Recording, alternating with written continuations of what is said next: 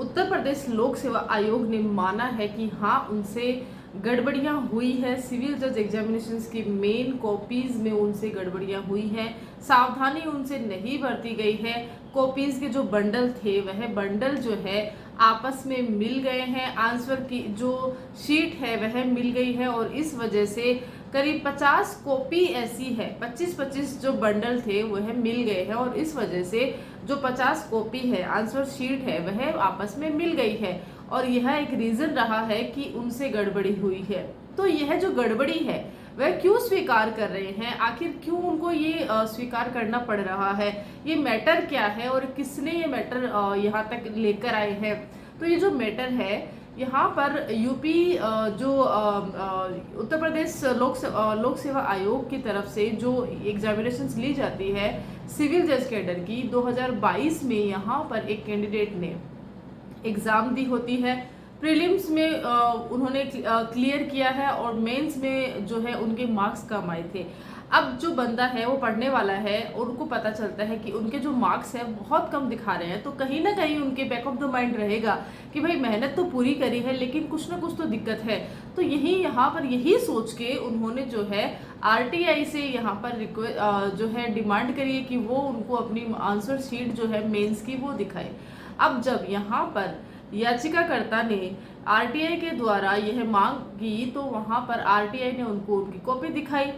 तब पता चलता है कि जो कॉपी उनको मिली है एक्चुअल में वो जो कॉपी है, जो इंग्लिश की कॉपी है, वह उनकी है ही नहीं, क्योंकि उनकी जो हैंडराइटिंग ही नहीं है। वो अपनी हैंडराइटिंग तो हर कोई समझता है, हर कोई जानता है। तो अगर आपकी हैंडराइटिंग ही नहीं है तो आप आरटीआई से अगर आरटीआई ने अगर आपको वो चीज़ दी है तो सोचिए कहाँ कितनी ज़्यादा गड़बड़ हुई है। फिर जब वो देखते हैं कि उनका हिंदी का जो आंसर शीट है, यहाँ पर हिंदी की आंसर शीट उनकी फटी हुई है। टोटल 6 पेपर्स होते हैं जहाँ पर कि एक पेपर में हैंडराइटिंग चेंज है और एक पेपर जो है उनका फटा हुआ है और इस आधार पर उनके मार्क्स भी इतने कम आए हैं।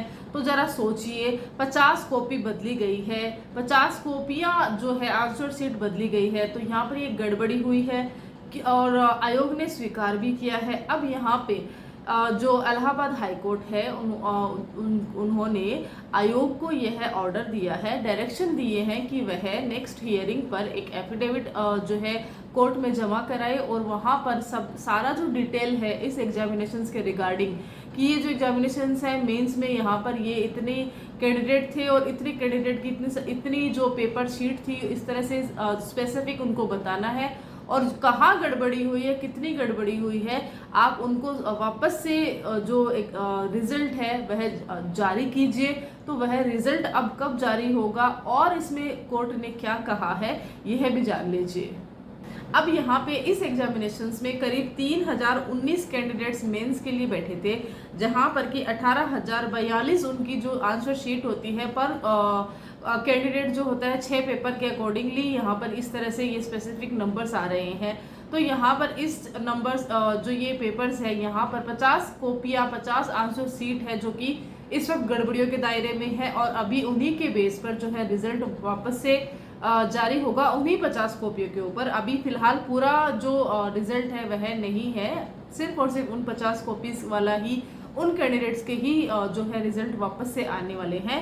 और ये कब आने वाले हैं तो 3 अगस्त 2024 को यह रिजल्ट जो है आ जाएंगे। इससे पहले ये एग्जामिनेशन इसमें प्रीलिम्स कब हुआ था, इसका रिजल्ट कब आया था और जो ये याचिका है उसके बाद में ये जो अभी तक का जो प्रोसेस है उसमें थोड़ा सा हम और जान लेते हैं। साथ ही यहाँ पर एक जो चीज़ आती है कि जुडिशरी अभी हाल ही में नीट का एग्जामिनेशन था, वहाँ पे पेपर लीक हुआ था। रीज़न भले ही कुछ भी हो, भले ही वह लीक का होता है या गड़बड़ी का होता है, धांधली का होता है, एक जो चीज़ है कैंडिडेट का विश्वास जो है, कैंडिडेट का जो कॉन्फिडेंट है वह इतना ज़्यादा लो हो जाता है। उसका किस तरह से अगर वो कदम नहीं उठाते हैं तो वो एक उनकी जो मेहनत है, उनकी जो सक्सेस है वह कैसे फेलियर में ऑटोमेटिक बदल जाती है। तो यहाँ पर यह सोचने वाली बात है कि जुडिशरी जैसी हायर एग्ज़ाम होती है, ये कोई छोटी मोटी एग्ज़ाम नहीं है और यहाँ पर भी इस तरह की अगर गड़बड़ियाँ हो रही है तो क्या ये सही है। आयोग यहाँ पे स्वीकार कर रहे हैं लेकिन यहाँ पे आयोग को किस तरह से आगे कदम उठाना है। साथ ही यह भी है कि जिस प्रकार से मध्य प्रदेश है, दिल्ली हाई कोर्ट है, और हमारा जो राजस्थान हाई कोर्ट है वह खुद से अभी जो कंडक्टिंग बॉडी होते हैं वह खुद ही है जो सिविल जज कैडर के। तो ये बहुत अच्छी बात होती है, क्योंकि कहीं ना कहीं जुडिशरी पर हमारा भरोसा रहता है, न्यायपालिका पर हमारा भरोसा रहता है, और हमारी जो एग्जामिनेशंस होती है उनकी जो कॉपी होती है उनका मूल्यांकन, पुनर्मूल्यांकन अगर हाईकोर्ट के अंडर ऑब्जर्वेशन रहता है, हाईकोर्ट के अंदर होता है, तो वो बहुत ज़्यादा सेफ होता है और आपको जो है एकदम आपके सही मार्क्स आपके सामने आते हैं। तो आयोग और जो कंडक्टिंग बॉडी है उसमें भी यहाँ पे देखना होगा कि अगर इस तरह से यूपी में ये चीज़ हुई है, गड़बड़ियाँ हुई हैं, तो मैं यहाँ बता सकती हूँ, बाकी आप भी अपनी राय यहाँ पे बता सकते हैं कि अगर आप भी चाहते हैं कि वहाँ की जो कंडक्टिंग बॉडी है सिविल जज कैडर की वहीं की हाई कोर्ट होनी चाहिए। अच्छा, अब जो ये गड़बड़ियाँ हुई है तो यह गड़बड़ियाँ ऐसे तो हो नहीं जाएगी, यहाँ पर भी कुछ अधिकारी नियुक्त किए जाते हैं जो कि इस तरह की बड़ी एग्जामिनेशंस का ध्यान रखते हैं, ऑब्जर्वेशन रखते हैं, कॉपीज का ध्यान रखते हैं। यहाँ पर हर एक चीज़ की जिम्मेदारी जो होती है इनके कंधों पर होती है। अब यहाँ पर कुल 5 अधिकारी थे जिनके की ये जिम्मेदारी थी कि यहाँ पर यह जो एग्जामिनेशन है वो कंडक्ट करवाई या उनकी रिस्पॉन्सिबिलिटी थी। यहाँ पर 3 जो अधिकारी हैं उनको जो है सस्पेंड कर दिया गया है, और जो 2 अधिकारी हैं अभी दोषी पाए गए हैं उस पर जो कार्यवाही जारी है, हियरिंग्स जारी है। अब यहाँ पे जो याचिका करता है जिन्होंने ये एग्ज़ाम दी है उनका नाम है श्रवण पांडे, जो कि बाय प्रोफेशन एक एडवोकेट भी हैं, जो कि दूसरे स्टेट में एडवोकेसी की प्रैक्टिस भी करते हैं। उन्होंने यहाँ पे बताया है कि मई 2023 में उनका प्रीलिम्स का जो एग्जामिनेशन है उसका रिजल्ट आता है, और 30 अगस्त को 2023 को यहाँ पे मेंस का रिजल्ट आ जाता है, और उसके बाद में जो है इस तरह से वो कार्यवाहियाँ होती है। हाल ही में एक चीज़ और है कि यहाँ पे करीब जो मेंस के लिए जो इंटरव्यू के बाद जो सेलेक्टेड कैंडिडेट है वह उनकी जो है ट्रेनिंग यहाँ पे चल रही है।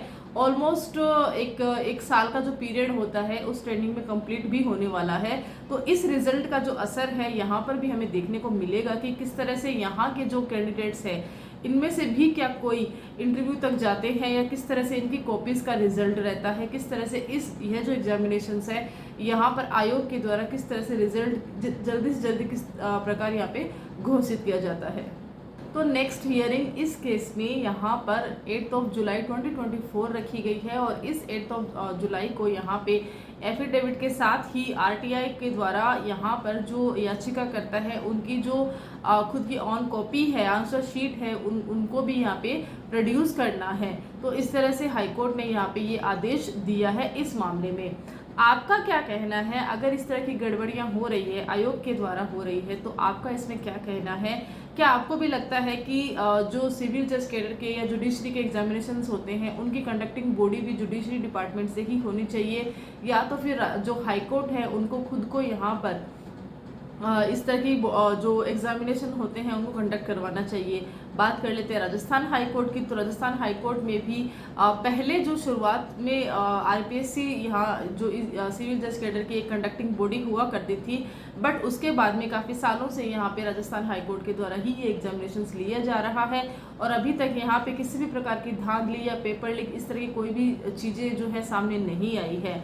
तो आपका इसमें क्या कहना है? अपने विचार ज़रूर व्यक्त कीजिएगा। इस केस में आगे क्या होता है, क्योंकि अभी ये जो केस है 8 जुलाई के बाद और नया टर्न लेने वाला है, तो आपको जो है इस वीडियो के बाद में यहाँ पर इस चैनल के साथ कंटिन्यू रहना है। आपको यहाँ पे बहुत सारी अपडेट मिलती ही रहेगी, इस केस के रिगार्डिंग भी मिलेगी, और बाकी भी आपको लेटेस्ट अपडेट जो है वह भी मिलती रहेगी। 8 जुलाई को यहाँ पर कोर्ट की तरफ से क्या ऑर्डर आता है, आरटीआई की तरफ से कौन सी जो इनकी आंसर शीट होती है वह प्रोड्यूस होती है या फटी हुई मिलती है, उसके बाद में क्या किस तरह से डायरेक्शंस हाई कोर्ट के द्वारा दिए जाते हैं, इनके एग्जामिनेशंस री एग्जामिनेशंस होंगे या तो फिर इनके जो सिर्फ रिजल्ट ही वापस आएंगे। बहुत सारी क्वेश्चंस हैं, बहुत सारी चीज़ें हैं, सारी चीज़ों का पता 8 जुलाई के बाद ही हमें लगने वाला है। तो आप जो है इस चैनल के साथ जुड़े रहिएगा। Till then, thank you so much.